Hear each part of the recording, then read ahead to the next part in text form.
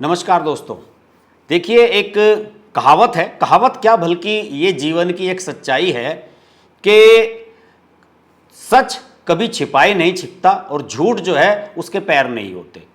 झूठ का सिर पैर कुछ भी नहीं होता। आप कुछ भी कह सकते हैं किसी के भी बारे में, लेकिन आप कई बार किसी पर इस प्रकार के आरोप लगा दें कि उसके पूरे कैरियर पर, उसके पूरे जीवन की जो धरोहर है उस पर ही सवाल खड़े हो जाएं, तो निश्चित रूप से इसमें कुछ ना कुछ बात तो ऐसी है जिस पर बात की जानी चाहिए। मैं बात कर रहा हूं सेबी की जो प्रमुख रही हैं उनके बारे में, माधवी बुच के बारे में। और देखिए, आप सब लोग जानते हैं कि जो माधवी बुच हैं उनको लेकर जो मामला हुआ था उसका थोड़ा सा बैकग्राउंडर जान लेना आवश्यक है। आप सब जानते ही हैं कि 2 साल पहले राहुल गांधी ने हिंडनबर्ग की जो रिपोर्ट आई थी उसे लेकर संसद में और संसद के बाहर खूब हंगामा किया था। राहुल गांधी के इस हंगामे में, इस शोर शराबे में विपक्ष के कुछ और सांसद भी, कुछ और नेता भी शामिल हो गए थे। कांग्रेस के नेताओं की तो मजबूरी है कि जो राहुल गांधी कहेंगे उनके साथ साथ उन्हें सुर मिलाना है। हर आदमी तो शशि थरूर नहीं होता। और इसी में कुछ और लोग उनके साथ शामिल हो गए थे, जिनमें से प्रमुख थी टीएमसी की सांसद महुआ मित्रा। कुछ लोग कहते हैं कि महुआ मित्रा बोलता हूं, मैं महुआ मोइत्रा नहीं बोलता हूं। लीजिए साहब, महुआ मोइत्रा आज स्पष्ट रूप से कहता हूं। खैर, उससे अलग हटते हैं। उसमें ये जो रिपोर्ट्स आई थी, इस रिपोर्ट्स में शुरू में तो ये कहा गया था कि अडानी की और मोदी की सेटिंग है और देश के जितने भी बड़े बड़े बिजनेसेस हैं उनमें अडानी को आगे बढ़ाया जा रहा है, मोदी सरकार उनका समर्थन कर रही है। ये लगातार बातें होती रही थी। लेकिन उसके बाद कुछ रिपोर्ट इस तरह की भी आनी शुरू हुई थी कि साहब, जो भारत में शेयर मार्केट को कंट्रोल करने वाली बॉडीज हैं उनमें भी कुछ गड़बड़ी चल रही है, उनमें भी भ्रष्टाचार चल रहा है और अडानी को कुछ एक्स्ट्रा माइलेज दी जा रही है। अगर मैं बात करूं इसी मामले की, माधवी बुच वाले मामले की, तो इसमें आप सब लोग जानते ही हैं कि सेबी, भारतीय प्रतिभूति और विनियमन बोर्ड, इसको कहते हैं। ये जो सेबी, जो बिजनेस से रिलेटेड जितने भी शेयर मार्केट हैं और तरह की इस तरह की बॉडी है, उन सबको कंट्रोल करने वाली एक ये बॉडी है। और इसकी पूर्व अध्यक्ष माधवी पुरी बुच, उन पर एक आरोप लगाने वाली रिपोर्ट आई थी। और उस रिपोर्ट में, मेरे ख्याल में ये अगस्त 2024 में आई थी रिपोर्ट। लोकसभा चुनाव पिछले वाले हो चुके थे और पहले हिंडनबर्ग की रिपोर्ट को लेकर सुप्रीम कोर्ट ने अपनी एक कमेटी बनाई थी जिसने सारे आरोपों की जांच की थी और सारे आरोप तथ्यहीन माने गए थे। यह भी माना गया था कि हिंडनबर्ग की जितनी भी ये रिपोर्ट्स आई थी, ये सारी की सारी रिपोर्ट मनगढ़ंत थी, अनुमानों पर आधारित थी, रियलिटी से इनका कुछ भी लेना देना नहीं था। लेकिन बात आगे बढ़ती रही। फिर इसके बाद जब हिंडनबर्ग वालों को यह लगा, आप जानते हैं कि अमेरिका में इनका दफ्तर था हिंडनबर्ग रिसर्च वालों का, जब इन्हें यह लगने लगा कि इससे तो कुछ फर्क नहीं पड़ रहा है सरकार पर, तो फिर सेबी की जो प्रमुख हैं, उस समय थी प्रमुख माधवी बुच, उन पर आरोप लगाए गए। और उन पर जो आरोप लगाए गए उनमें बहुत सारे गंभीर आरोप थे। उसमें यह था कि उनके अडानी के साथ अपने हित जुड़े हुए हैं, व्यवसायिक हित हैं। और उसमें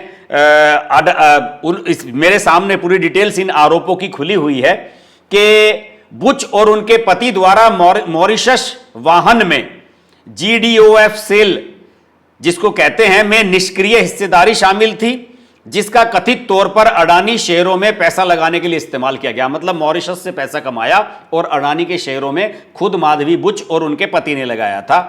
साथ ही यह भी कहा गया था कि दावों में महिंद्रा एंड महिंद्रा और ब्लैक स्टोन जैसी प्रमुख संस्थाओं से कथित परामर्श शुल्क लिया गया था, जिसे अनुकूल नियामक उपचार के लिए बताया गया था। मतलब टेक्निकल वर्ड्स ना करें, मतलब महिंद्रा एंड महिंद्रा से भी माधवी बुच ने पैसा लिया था। और इसके अलावा वॉकहार्ट हॉस्पिटल्स लिमिटेड से जुड़ी कैरोल इन्फो सर्विसेज लिमिटेड से किराए की आय के संबंध में भी आरोप लगाए गए थे, उस समय जब वॉकहार्ट को सेबी द्वारा नियामक मुद्दों पर इनसाइडर ट्रेडिंग जांच का सामना कर रहा था। यानी कि वॉकहार्ट के खिलाफ जब जांच चल रही थी तो उस समय भी सेबी माधवी बुच ने उससे आर्थिक लाभ उठाया था। और भी कई मामले थे, आईसीआईसीआई बैंक का था, कई और मामले इस तरह के थे। तो आरोप लगे थे उस रिपोर्ट में। अब हुआ यह कि सुप्रीम कोर्ट की जब जांच इसमें क्लियर हो गई थी तो राहुल गांधी ने तो लोकसभा चुनाव से पहले इस मामले को ठंडे बस्ते में डाल दिया। रवीश कुमार एंड पार्टी ने बहुत सारे वीडियो बनाए थे इस मुद्दे पर, लेकिन माधवी बुच वाला जब रिपोर्ट आई लोकसभा चुनाव के बाद तो महुआ मोइत्रा तो पक्की हैं। उन्होंने दर्शन हीरानंदानी से बहुत सारे कर्टसी की हुई थी।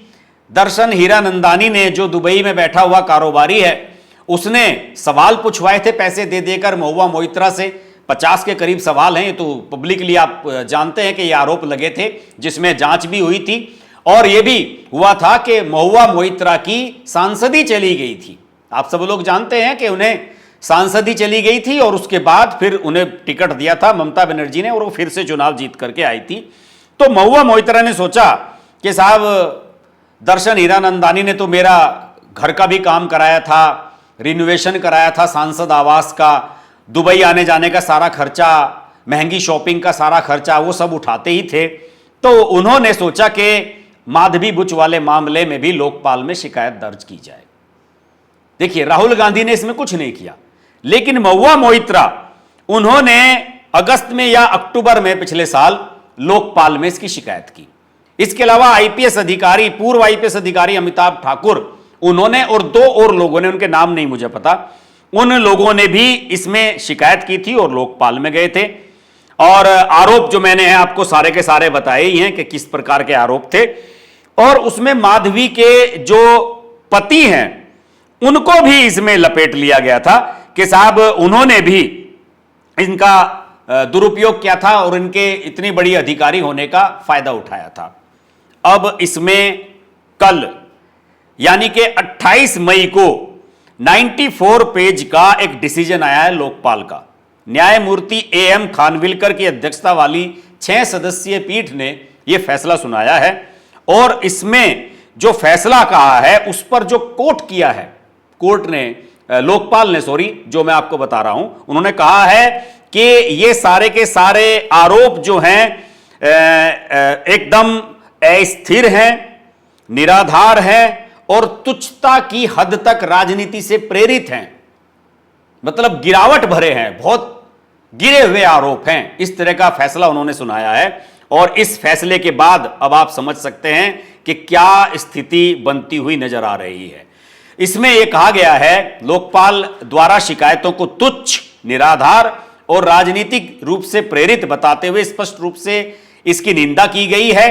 और इसमें यह भी संकेत दिया गया है कि अगर मतलब लोकपाल ने संकेत नहीं दिया है, लेकिन इस पूरे घटनाक्रम के बाद एक संकेत यह भी है कि अब इसमें चूंकि माधवी बुच और उनके पति को क्लीन चिट दे दी गई है, तो उसके बाद माधवी चाहें तो महुआ मोइत्रा पर मानहानि का केस कर सकती हैं। यह बात मैं नहीं कह रहा हूं, बहुत सारे लोग कह रहे हैं। उनके करीबी मित्र रहे लंबे समय तक और सुप्रीम कोर्ट के सीनियर लॉयर हैं जय अनंत देहादराई। उन्होंने सोशल मीडिया पर एक पोस्ट लिखी बृहस्पतिवार को, और बृहस्पतिवार को जब उन्होंने पोस्ट लिखी उसमें यह लिखा कि इस मामले में लोकपाल का डिसीजन आ जाने के बाद, क्लियरिटी मिल जाने के बाद, अब माधवी बुच को महुआ के खिलाफ मानहानि का केस करना चाहिए।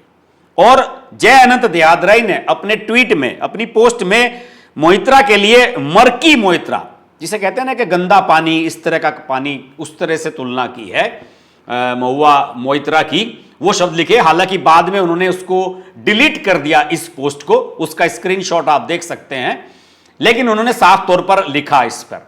और आप जानते हैं कि जय अनंत देहादराई के साथ एक कुत्ते को लेकर भी झगड़ा चला था, हेनरी नाम का एक कुत्ता था महुआ मोइत्रा का। अब इस मामले में माधवी क्या करेंगी मुझे नहीं पता। माधवी ने तो अपनी जो प्रतिक्रिया दी है उसमें उन्होंने संतोष जताया और उन्होंने साथ ही साथ यह भी कहा कि भाई देखिए सच की जीत होती है और सच की जीत हुई है, और बात सही भी थी उनकी।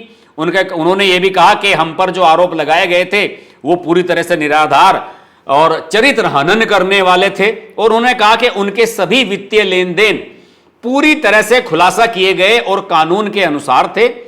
और उन्होंने ये कहा, यह दावा करते हुए कि निर्णय ने उनके कार्यकाल के दौरान सेबी में किए गए सुधारों को, जो सुधार उस समय किए थे उन्होंने, वो 2020 में भी शायद वहां पर कार्यरत थी, तब उन्होंने कहा कि उस समय जो मैंने कार्य किए थे वो सभी के सभी जो कार्य थे, सुधार थे, वो भी एक तरीके से लोकपाल के द्वारा सही ठहरा दिए गए हैं। लेकिन अब सबसे बड़ा सवाल यही है, क्या माधवी बुच मानहानि का केस करेंगी महुआ मोइत्रा पर? देखिए, हम धारा 499 और 500, 499 और 500 के तहत दीवानी मानहानि का केस तो किया ही जा सकता है, क्षतिपूर्ति तो मांगी ही जा सकती है।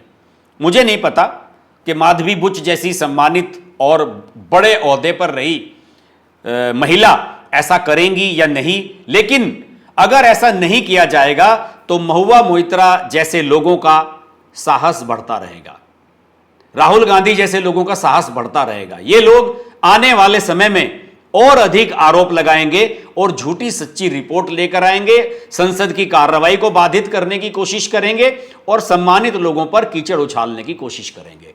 ऐसे लोगों को सबक सिखाया जाना बेहद बेहद आवश्यक है। देखते हैं इस मामले में क्या होता है। लेकिन एक बात तो साबित हो गई, सब लोग जानते ही हैं कि हिंडनबर्ग जैसे ही वहां पर डोनाल्ड ट्रंप राष्ट्रपति बने, हिंडनबर्ग ने अपनी दुकान समेट ली थी, क्योंकि वो जानते थे कि जो अमेरिकी डीप स्टेट हैं, जॉर्ज सोरोस और जो बाकी सब लोग मिलकर षड्यंत्र करते रहते हैं अलग अलग देशों के खिलाफ, उनके खिलाफ डोनाल्ड ट्रंप सख्ती करने वाले हैं।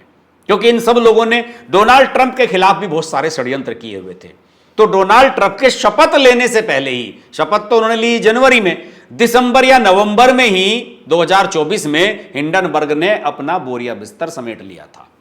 और बताऊं, इस मामले में जो आरोप अडानी पर लगे थे उसकी जांच मोसाद, जो इजराइल की एजेंसी है, जांच एजेंसी, वहां के प्रधानमंत्री बेंजामिन नेतन्याहू ने कराई थी और उसकी भी जांच हुई थी और अडानी को पूरी तरीके से उसमें भी क्लीन चिट मिली थी।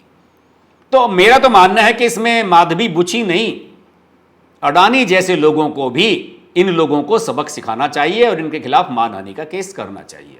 देखते हैं क्या होता है। लेकिन इसमें कोई शक नहीं है कि सच्चाई की जीत होती है और झूठ का पतन होता है। यह इस मामले से एक बार फिर साबित हो गया। आज के वीडियो में इतना ही। वीडियो अच्छा लगे तो लाइक कीजिए, शेयर कीजिए। चैनल अभी तक सब्सक्राइब नहीं किया है तो सब्सक्राइब कीजिए, नोटिफिकेशन का बेल आइकन प्रेस कीजिए और जुड़े रहिए हमारे साथ। नमस्कार। अगर आपको हमारी वीडियो पसंद आई तो वीडियो को लाइक करें, चैनल को सब्सक्राइब करें और नोटिफिकेशंस के लिए बेल आइकन को प्रेस करें।